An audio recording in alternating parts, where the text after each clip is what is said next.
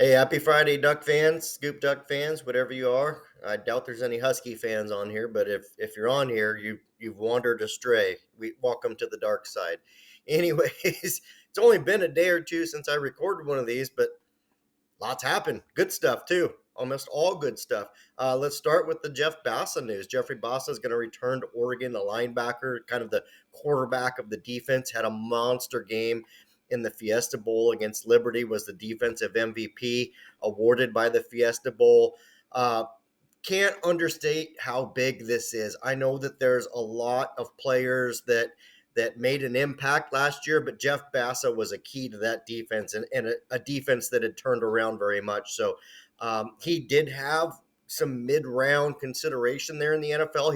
He was getting better traction than you might think, with NFL scouts. So for Dan Lanning to get him back, huge, huge. I'm not sure that there's another player that could be any bigger than Bassett coming back for Oregon that had eligibility remaining. Of course, Troy Franklin would have been great or Bucky Irving, but Jeff Bassa is a really, really big get for Dan Lanning.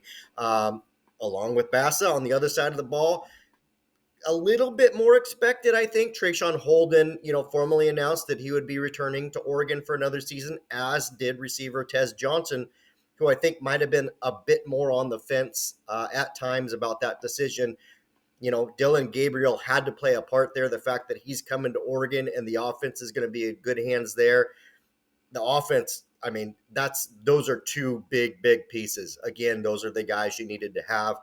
I think the wide receiver room might have been in just a little bit of trouble, minus both those guys for sure, and even minus one of them, you'd have been in a bit of trouble. You'd have been hoping that Dickey was ready to step up, or some of the younger guys were ready to fill in. So now you don't have to worry about that as much.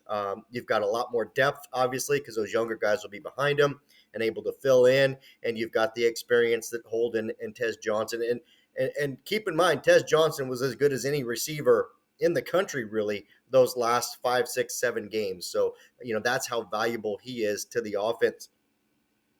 While I'm talking about offense and wide receivers, how about Evan Stewart, the Texas A&M wide receiver visiting Oregon, currently the number 2 ranked transfer portal player in the transfer portal rankings, whatever you want to call them, on an official visit to Oregon. It looks like the Ducks are their first team to get him on campus.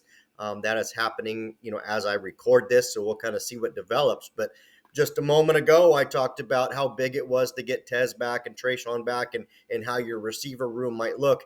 Then you consider possibly adding a guy like Evan Stewart to it, and that becomes a really, really, really good room and something that Dylan Gabriel can work with. So a lot to get excited about there. These are all the things that have just happened in like the last 24-ish hours, so it's been pretty crazy.